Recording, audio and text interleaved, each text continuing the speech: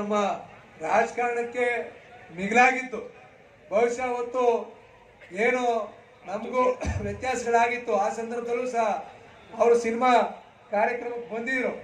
ಅವತ್ತು ನಾವು ಪಕ್ಷದ ಕಾರ್ಯಕ್ರಮದಲ್ಲಿ ಪಾಲ್ಗೊಳ್ಳದೆ ಇದ್ರೂ ಸಹ ನಾನು ಅವರ ಸ್ನೇಹಿತನಾಗಿ ಅವತ್ತೇನು ಅವರು ನನಗೆ ಒಂದು ಫೋನ್ ಕರೆಯನ್ನು ಮಾಡಿದ್ರು, ಅವತ್ತು ಅವರ ಸ್ನೇಹಕ್ಕೆ ಬೆಲೆ ಕೊಟ್ಟು ಬಹುಶಃ ಅವತ್ತು ಸಹ ನಾನು ಚಾಮುಂಡಿ ಬೆಟ್ಟಕ್ಕೆ ಹೋಗಿ ಅವರ ಸಿನಿಮಾಕ್ಕೆ ಶುಭವನ್ನು ಹಾರೈಸ್ಬಿಟ್ಟು ಬಂದಿದ್ದೆ. ಬಹುಶಃ ನಮ್ಮ ಅವರ ಸ್ನೇಹ ಯಾವುದೇ ರಾಜಕಾರಣದಲ್ಲಿ ಇಲ್ಲ. ಇವತ್ತು ನಾವು ಜೊತೆಲಿ ಇದ್ದೀವಿ.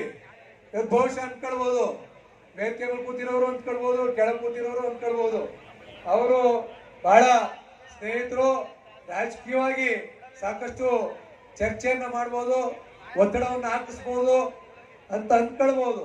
ಬಹುಶಃ ರಾಜಕೀಯವಾಗಿ ಚರ್ಚೆಯನ್ನ ಮಾಡೋಕ್ಕಿಂತ ಹೆಚ್ಚು ನಮ್ಮ ಸ್ನೇಹ ಬಹಳ ಗಟ್ಟಿ ಇದೆ.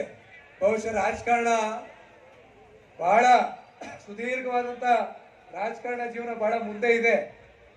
ಆದ್ರಿಂದ ಇವತ್ತು ಮುಖ್ಯಮಂತ್ರಿಗಳಾಗ್ತಕ್ಕಂಥ ಎಲ್ಲ ಅವಕಾಶ ಅವ್ರಿಗಿದೆ. ಬಹುಶಃ ಇವತ್ತು ನಿಖಿಲ್ ಕುಮಾರಸ್ವಾಮಿ ಅವರು ರಾಜ್ಯದ ಮುಖ್ಯಮಂತ್ರಿಯಾಗಿ ನಾವು ಮುಂದಿನ ದಿನಗಳಲ್ಲಿ ನಾವು ನೋಡ್ತೀವಿ. ಆದ್ರಿಂದ